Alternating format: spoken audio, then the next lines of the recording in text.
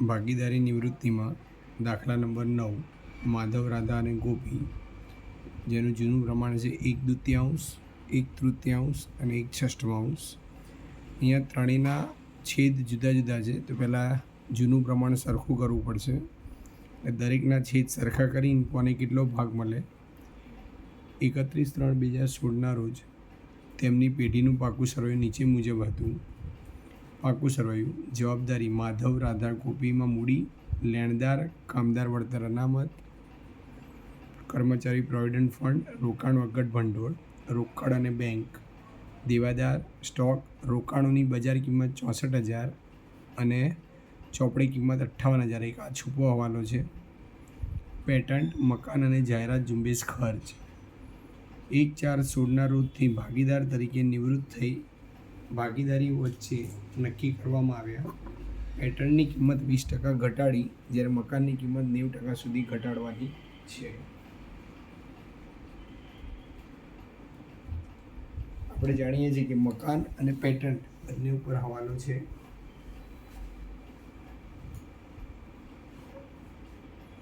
કામદાર વળતર અનામતની જવાબદારી 30,000 નક્કી કરવામાં આવી છે. એટલે કામદાર વળતર અનામત પર પણ હવાલો છે.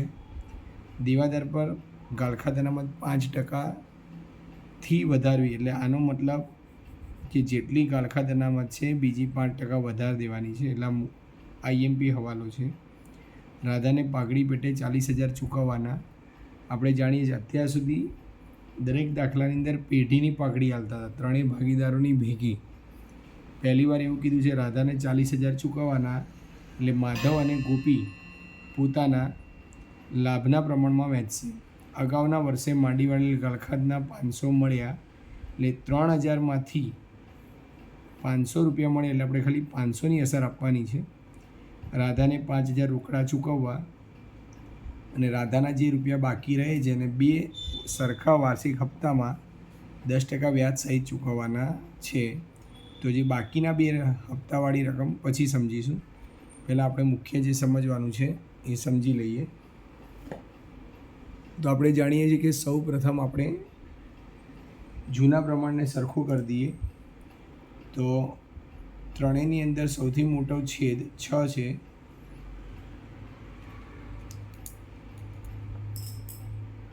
6ને 2 વડે ભાગો તો આ પદને તમારે 3 વડે ગુણવા પડે. 3 × 1 = 3, 3 × 2 = 6. 6/3 કરો તો આ પદને તમારે 2 વડે ગુણવા પડે. 2 × 1 = 2, 3 × 2 = 6. એટલે જૂનું પ્રમાણ થઈ ગયું 3:2:1નું પ્રમાણ. રકમની અંદર આપણે જોયું કે ક્યાંય આપણને નવું પ્રમાણ આપ્યું નથી, તો જૂનું પ્રમાણ જ લાભનું પ્રમાણ થઈ જશે. અને રાધા નામની ભાગીદાર અહીંયા નિવૃત્ત થાય છે, એટલે લાભનું પ્રમાણ આપણને 3:1નું પ્રમાણ થઈ જશે. એટલે જે પણ પાઘડી છે 3/4 અને 1/4 પ્રમાણે વહેંચાશે. ને આપણે જાણીએ છીએ કે રાધાને ટોટલ 40,000 પાઘડી આપવાની છે. તો 40,000 ગુણ્યા 3/4, એટલે માધવ 30,000 આપશે અને ગોપી 10,000 પાઘડી પેટે આપશે. 30,000 અને 10,000, 40,000 ગુણ્યા 3/4, 40,000 ગુણ્યા 1/4. આ રીતે હવે આપણે બીજી જે માહિતી આપી છે એ તરફ આગળ વધીએ. તો આપણે ચોપડીમાં જોયું એ રીતે સૌ પ્રથમ મૂડી આપી છે 1,36,000, 50,000 અને 54,000. રકમમાં લેણદાર ઉપર ક્યાંય હવાલો નથી, તો લેણદારોના રૂપિયા સીધા બહાર. લેણદારો આપ્યા છે આપણને 50,000. કામદાર વળતર પર અનામત પર હવાલો છે, તો આપણે જાણીએ છીએ હવાલા નંબર 2 કામદાર વળતરની જોગવાઈ છે. તે જોગવાઈ આપણે સીધા મૂડી દેવા બાજુ લખી દઈશું. કામદાર વળતર જોગવાઈ હવાલામાં આપણને આપ્યા છે 30,000 રૂપિયા. આપણે એ પણ જાણીએ છીએ મૂડી દેવા બાજુ આપણને 24,000 રૂપિયા આપ્યા છે. તો 24,000માંથી 30,000 જાય તો 6,000 રૂપિયાનું આપણને નુકસાન થાય. તો આપણે 6,000 રૂપિયા પુનઃ મૂલ્યાંકનની ઉધાર બાજુ કામદાર વળતર જોગવાઈ, એને આ રીતે પણ સમજી શકાય. કામદાર વળતર બરાબર પાકા સરવૈયાની કિંમત માઇનસ હવાલાની કિંમત. એનો મીનિંગ પાકા સરવૈયામાં આપણાને 24,000 છે, હવાલામાં આપણાને 30,000 છે, તો -6,000 આવ્યા. જ્યારે પણ અહીંયા રકમ માઇનસ આવે એટલે પુનઃ મૂલ્યાંકનની ઉધાર બાજુ લખી દેવાના. ત્યાર પછી આપણાને કર્મચારી પ્રોવિડન્ટ ફંડ વહેંચાય નહીં. કર્મચારી પ્રોવિડન્ટ ફંડ આપણાને 15,000 આપ્યા છે. રોકાણ વગર ભંડોળ, તો આપણે જોયું છે કે રોકાણોની કિંમત 58માંથી 64, એટલે જ્યારે પણ રોકાણોની કિંમત વધે છે ત્યારે આપણે વાંધો આવતો નથી.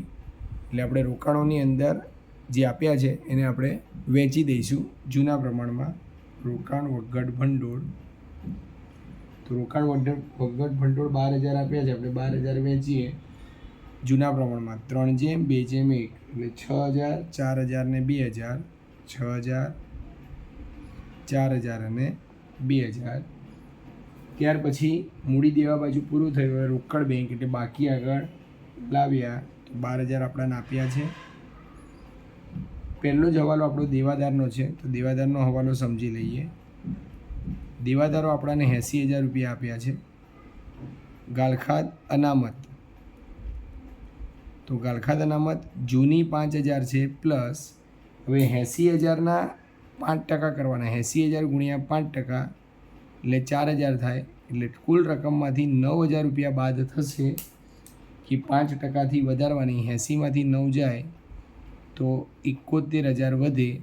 અને ગાલખાદ અનામત આપણે બાદ કરી, ગાલખાદ અનામત 4,000 લખવાની. 5,000 તો રાખવાની, બીજી 4,000 એડ કરવાની, એટલે 5 ને 4 ટોટલ 9 થઈ. પછી સ્ટોક પર કોઈ પણ જાતનો હવાલો નથી, એટલે 62,000ની સામે 62,000. રોકાણોની કિંમત આપી છે, તો આપણે જાણીએ છીએ રોકાણો 58,000ના સીધા 64 થયા, એટલે 58,000 હતા, તો આપણે આ રીતે બતાવી દઈએ. પ્લસ વધારો 6,000, તો 64,000.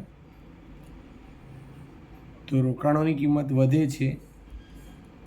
રોકાણો ખાતે 6,000. જૂની કિંમત 58,000 હતી, નવી કિંમત આપણી 64,000 થઈ. એ રીતે ત્યાર પછી આપણાને આપી છે પેટન્ટ. તો આપણે જાણીએ છીએ પેટન્ટની કિંમત ઘટે છે. પેટન્ટની કિંમત કેટલા ટકા ઘટાડવાની? 20%. તો 35,000ના 20% તમે માઇનસ કરો તો પેટન્ટની કિંમત આપણા જોડે આવશે 28,000. તો પેટન્ટની કિંમત ઘટી. પેટન્ટ ખાતે 7,000. એ જ રીતે મકાન આપણાને આપ્યું છે 75,000. હવે 90% સુધી ઘટાડવાની. 90% એટલે 67,500. તો અહીંયા પણ થયો ઘટાડો 7,500નો. તો આ પણ ઘટ્યા મકાન ખાતે. તો બંને કિંમત ઘટી છે માટે. ત્યાર પછી રહ્યું છે જાહેરાત ઝુંબેશ ખર્ચ વેચાય. જાહેરાત ઝુંબેશ ખર્ચ 3/2/1ના પ્રમાણમાં વેચવાનું, એટલે 12,000, 8,000 ને 4,000. 12,000, 8,000 અને 4,000. એટલે પહેલો હવાલો પેટન્ટવાળો, મકાનવાળો પૂરો, કામદાર વળતર પૂરો, દેવાદાર પર 5% વધારવાની પૂરા. હવે હવાલા નંબર 5, ગાલખાદ પરતના 500 મળ્યા છે. ગાલખાદ પરત એટલે આપણા માટે થાય ફાયદો. જે ગયા વર્ષે માંડી વાળ્યા હતા 3,000, એમાંથી 500 પાછા મળ્યા. એ થઈ આપણી આવક થાય એટલે રોકડમાં. અને આપણે 11માં આમનોંધ પણ બનાવતા હતા. રોકડ બેંક ખાતે ઉધાર, તે ગાલખાદ પરત ખાતે જમા.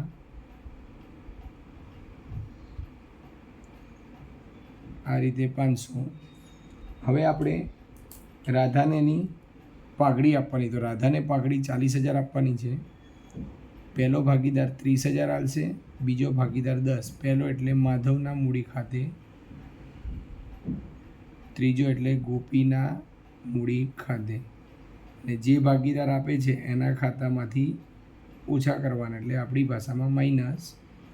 આ બંને રકમ રાધાને આપી, રાધાના મૂડી ખાતે. આ રીતે. હવે હવાલાની અંદર કંઈ રહેતું નથી. હવાલા નંબર 6, રાધાને 5,000 રોકડા ચૂકવવાના છે, તો આપણે અહીંયા ચૂકવી દઈએ. રોકડ ખાતે રાધાના ખાનામાં 5,000 અને રોકડના ખાનામાં લખી દઈએ રાધાના મૂડી ખાતે. આપણે રાધાને 5,000 રૂપિયા આપ્યા કહેવાય. હવે બાકીનો સરવાળો જોઈ લઈએ. તો પુનઃમૂલ્યાંકનમાં ઉધાર બાજુનો સરવાળો વધારે થાય છે, તો ઉધાર બાજુ થશે 24,500 અને 24,500. એમાંથી અહીંયા આ બાજુ વધશે બાદ કરતાં 18,000. તો પુનઃમૂલ્યાંકનની આવી ખોટ ત્રણેય ભાગીદારો વચ્ચે માધવ, રાધા અને ગોપી 3:2:1 પ્રમાણમાં વેચવાની. 9,000, 6,000 અને 3,000. પુનઃમૂલ્યાંકનની ખોટ 9,000, 6,000 અને 3,000. જે ભાગીદાર નિવૃત્ત થાય છે એનો સરવાળો પહેલાં કરવાનો. એટલે આપણે રાધાને નિવૃત્ત કરીએ છીએ, તો રાધાનો સરવાળો થશે 94,000. 94માંથી રાધાના 8 ને 5 13 ને 9 19 બાદ કરતાં 75,000 વધે છે, એને મૂકી દેવાની રાધાની લોનમાં. એ રાધાની લોન અહીંયા લખી દઈએ આપણે. રાધાની લોન ખાતે 75,000. હવે બાકીના બે ભાગીદાર માધવ અને ગોપી, તો માધવનો સરવાળો થશે 1,42,000. ગોપીનો સરવાળો થશે 56,000. આ બાજુ 1,42 અને 56,000. 1,42માંથી 3 રકમ બાદ કરો, 12,000, 30,000 અને 9,000, એટલે 91, એટલે 91,000 વધે છે. 56માંથી 4,000, 10,000, 3,000 બાદ કરતાં આપણા જોડે 39,000 વધે છે. અને આ બંનેની મૂડી આપણે અહીંયા લખી દઈએ 39,000, એટલે બંનેનો સરવાળો કરો તો 1,30,000. રોકડ બેંકમાં ઉધાર બાજુનો સરવાળો 12,500 અને એમાંથી 5,000 જાય તો 7,500. તો આપણે મિલકત લેણા બાજુ રોકડ બેંક ખાતે 7,500. આ રીતે પાકા સરવૈયામાં બધી જ રકમ આવી જાય પછી એનો સરવાળો કરો, તો બંને બાજુનો સરવાળો સરખો થવો જોઈએ. તો બંને બાજુ 3 લાખ રૂપિયા આવી જાય છે. તો રાધાને આપણે લોન તરીકે 75,000 રૂપિયા આપવાના છે. ને આપણે જાણીએ છીએ 1/4/16ના રોજની નિવૃત્તિ બાદ 9 વર્ષ એટલે 1/4/16. હવે આની અંદર એવું કહે છે કે રાધાને 75,000 રૂપિયાના 2 સરખા વાર્ષિક હપ્તા કરી દેવાના. એટલે રાધાની મૂડી આપણા જોડે થઈ 75,000, એના 2 ભાગ કરી દો. પ્રથમ વર્ષ અને બીજું વર્ષ. પ્રથમ વર્ષ એટલે 1/4/16, બીજું વર્ષ એટલે 1/4/17. તો એના 2 સરખા 75,000ના 2 સરખા ભાગ કરવાના. તો 75,000ને 2 વડે ભાગો તો પહેલા વર્ષે 37,500 આપો અને બીજા વર્ષે પણ 37,500 પ્લસ સાથે વ્યાજ આપવાનું છે 10%. 75,000ના 10%. જ્યારે તમે ધંધામાં મૂડી રાખશો તો 75,000 હતા, એના 10% થાય 7,500 અને વરસ આપશો એટલે 1 વર્ષ પછી જ્યારે બીજા આપણી જોડે જમા હશે ત્યારે 37,500 રૂપિયા હશે. ત્યારે આની અંદર પ્રથમ વર્ષે આપણે એને 45,000 પાછા આપવા પડશે અને બીજા વર્ષે 41,250 રૂપિયા પાછા આપવા પડશે. તો લખવાનું કઈ રીતે? તો આ રીતે. તો આપણે ધંધામાં રાધાની લોનનું ખાતું છે, રાધાની મૂડી આપણાને પહેલાં 75,000 મળે છે, એના 2 સરખા ભાગ એટલે બાકી આગળ લઈ ગયા અને બાકી આગળ લાવ્યા. પહેલાંથી આપણે આ સમજી લઈએ. પછી આપણાને વ્યાજ ખાતે, તો વ્યાજ કેવી રીતે આવશે? તો 75,000ના 10% 7,500 અને પ્રથમ વર્ષના એન્ડમાં પાછા આપવાના એટલે રોકડ ખાતે. તો રોકડની અંદર 37,500 આપવાના, બીજા 7,500 આપવાના, એટલે પાછા પ્રથમ વર્ષે 45,000 રૂપિયા આપણે ચૂકવીશું. તો અહીંયા સરવાળો થશે 82,500, 82,500 એમાંથી 45,000 જાય એટલે 37,500 વધશે. એ 37,500 આવતા વર્ષે આગળ જશે.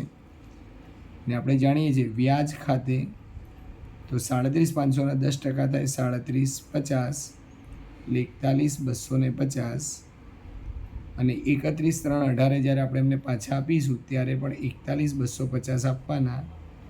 રોકડ ખાતે કેવી રીતે? તો 37,500 પ્લસ 3750. આ રીતે રાધાની લોનના ખાતાના 2 વાર્ષિક સરખા ભાગ કરીને આપણે એમને પૈસા પરત આપવાના છે, જે આપણે આવી રીતે સમજી શકાય, જેથી રાધાની લોનનું ખાતું સમજાઈ જાય. બરાબર. આ રીતે રાધાના 75,000ના 2 ભાગ કરી દીધા. પ્રથમ વર્ષે 75,000ના 10%, બીજા વર્ષે 37,500ના 10%. રાધાની મૂડી આવે, પૈસા આપો ત્યારે 45,000, બીજા વર્ષે આપો ત્યારે બધા રૂપિયા આપી દેવાના છે એના માટે. તો નેક્સ્ટ આપણે દાખલા નંબર 10માં મળીશું.